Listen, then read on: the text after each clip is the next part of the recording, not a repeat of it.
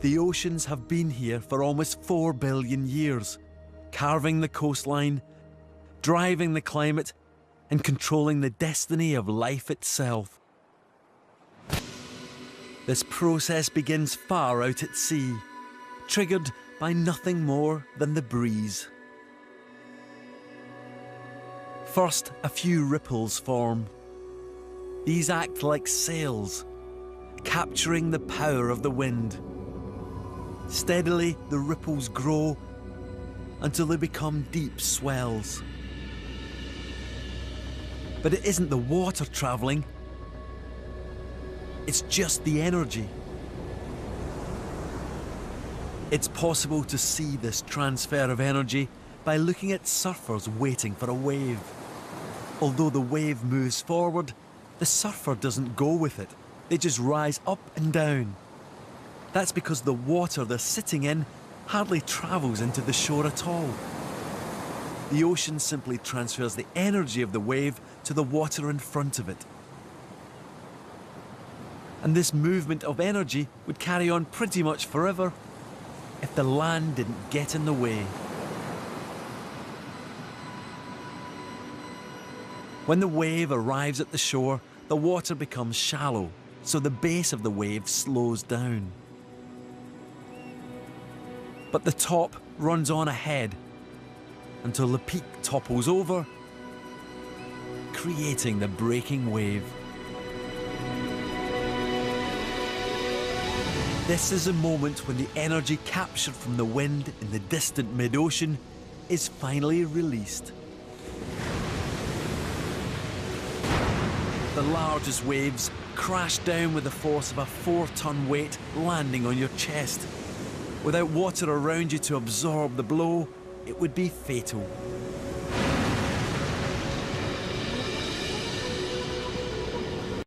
But there is another, even greater source of energy that the oceans capture and use.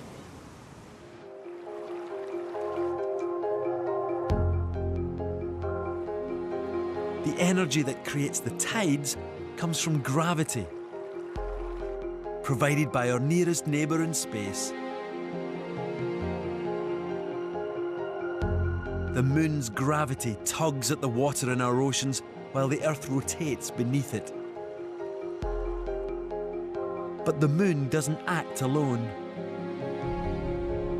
Once a month, the moon and sun line up together, and on a few days of the year, their combined gravitational pull can unleash a unique phenomenon. This can be seen in action where the rivers of the Amazon basin in South America meet the Atlantic Ocean.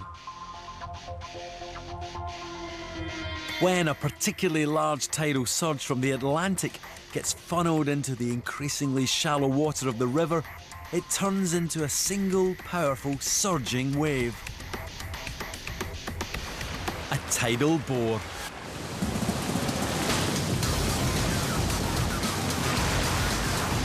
The bore travels upstream at up to 40 kilometers per hour.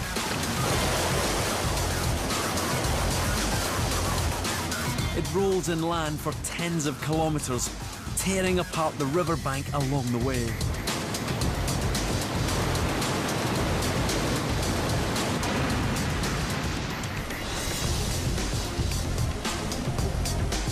This wave will move almost 400,000 cubic meters of water every minute.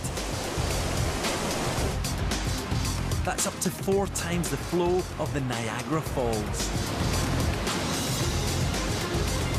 This bore shows just how much energy is created by the power of gravity and released in a tide.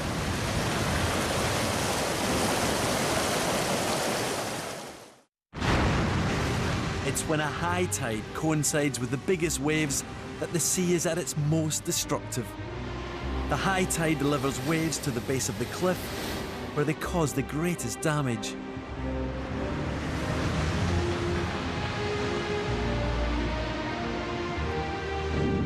This is a force that's carved the coastline of every continent.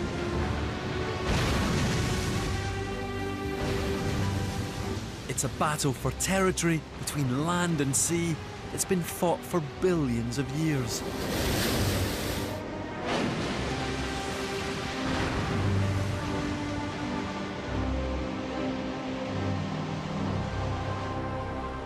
On the northwest coast of America is one of the most dramatic coastlines created by this age-old conflict.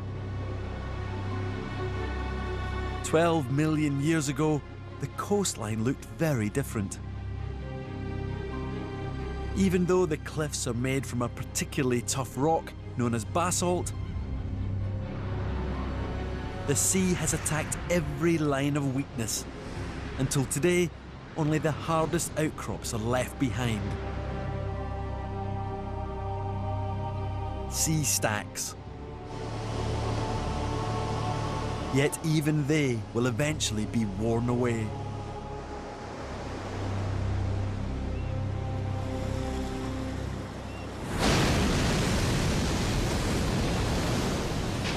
On the east coast of England, where the sea is faced with a less formidable opponent,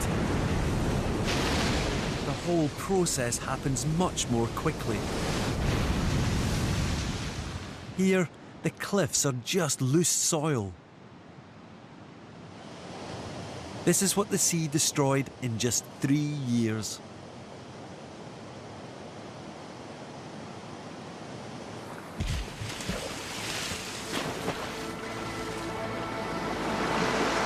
But destroying coastlines is only the most obvious demonstration of the sea's great power.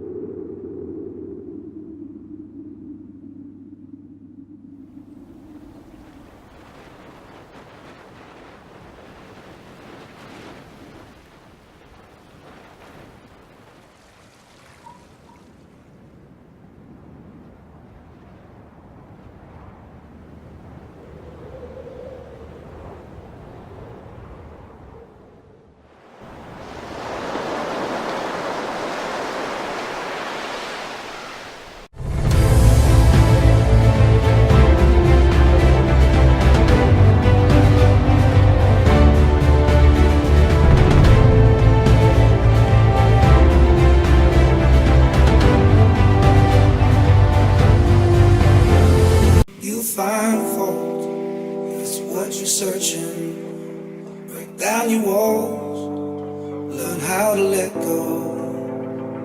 Oh, your love, it'll fade away. Why can't we move on?